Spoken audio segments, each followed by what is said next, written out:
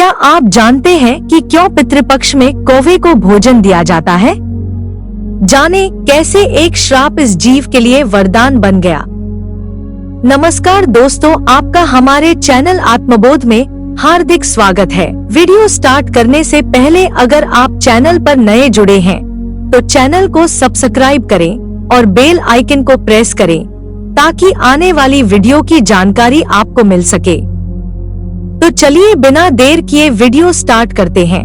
तो जैसा कि आप जानते होंगे कि हिंदू धर्म में पितृपक्ष का समय पूर्वजों की आत्मा की तृप्ति और मुक्ति के लिए बेहद पवित्र समय माना गया है और इस दौरान श्राद्ध और तर्पण की विशेष परंपरा है। इस साल पितृपक्ष 7 सितंबर से लेकर 21 सितंबर तक रहने वाला है। पुरानी मान्यता के अनुसार इन दिनों पितरों की आत्मा पृथ्वी लोक पर आती है और अपने वंशजों से तर्पण, पिंडदान और भोजन का अर्पण स्वीकार करती है। पितरों के श्राद्ध के बाद भोजन का एक अंश कौवे के लिए भी निकाल कर रखा जाता है।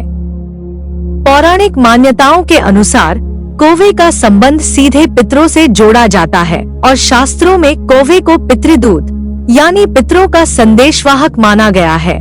जब पितृपक्ष में कौवे को भोजन का अंश अर्पित किया जाता है तो यह माना जाता है कि वह भोजन हमारे पूर्वजों तक पहुंच रहा है। यदि श्राद्ध के दिन कौवा आकर भोजन कर ले तो पितृ प्रसन्न होकर आशीर्वाद देते हैं और घर परिवार में सुख समृद्धि बनी रहती है।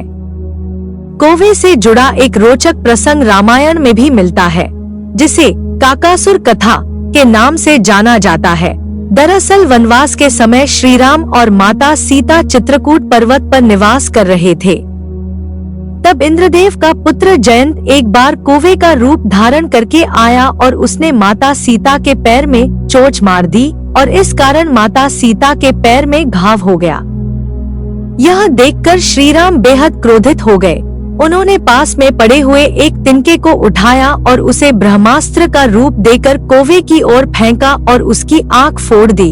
ऐसे में भयभीत कौवा पूरे त्रिलोक में भागता फिरा, लेकिन किसी ने भी उसे शरण नहीं दी। अंत में वह थक-हार कर वापस आकर श्री राम के चरणों में गिर पड़ा और क्षमा याचना करने लगा कि हे नाथ, मुझे क्षमा करें। इसके बाद भगवान श्री राम ने उसकी प्रार्थना स्वीकार कर ली। राम बोले कि इस बाण को मैं वापस तो नहीं ले सकता हूँ, लेकिन इसका एक समाधान अवश्य दे सकता हूँ।